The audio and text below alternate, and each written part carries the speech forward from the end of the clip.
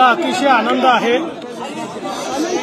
खरं म्हणजे पांडुरंगाच्या आशीर्वादानं एक मोठा विजय आम्हाला प्राप्त झालेला आहे आणि त्यानंतर आळंदीला येण्याची संधी मिळाली, माऊलींचा आशीर्वाद घेण्याची संधी मिळाली। मला असं वाटतं की प्रत्येकाकरता हा क्षण अतिशय सुखाचा असतो।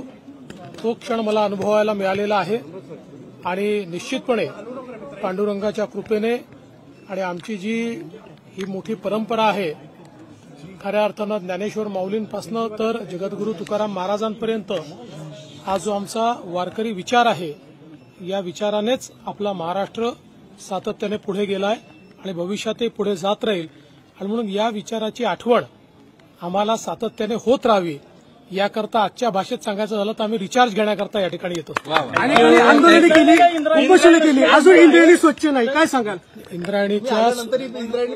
इंद्रायणीच्या स्वच्छतेचं काम चाललंय। आपण सगळ्यांनी लक्षात घेतलं पाहिजे की इंद्रायणीची स्वच्छता हा एका दिवसाचा कार्यक्रम नाहीये।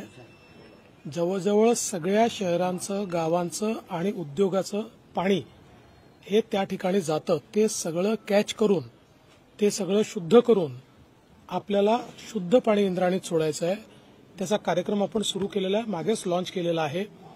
सगळ्या वेगवेगळ्या गावांना, ग्रामपंचायतींना, नगरपालिकांना, महानगरपालिकांना आपण निधी उपलब्ध करून देतो आहोत। उद्योग विभागाला देखील आपण सांगितलेलं आहे कुठलेही एफ्लुएंट जाऊ नये, पण नुसतं जाऊ नये म्हणून हे होत नाही, त्याकरता ती व्यवस्था उभी करावी लागते। ती व्यवस्था उभी करण्याचं काम हे सुरू केलेलं आहे। पुढच्या काळात ते युद्ध पातळीवर आम्ही करू। देवस्थानचं काम खरं तर गडकरींच्या हस्ते सुरू झालं होतं, म्हणजे तिथलं भूमिपूजन झालं, मात्र आजही ते काम चालू झालेलं नाहीये। केंद्राच्या आणि राज्याच्या याच्यामध्ये निधी अडकल्याचं बोलणं नाही, निधी कुठे अडकलेला वगैरे नाहीये। त्याच्या काही प्रोसेसेस असतात, त्या प्रोसेसेस चाललेल्या आहेत। टप्प्याटप्प्यानं हे काम देखील पूर्ण होईल।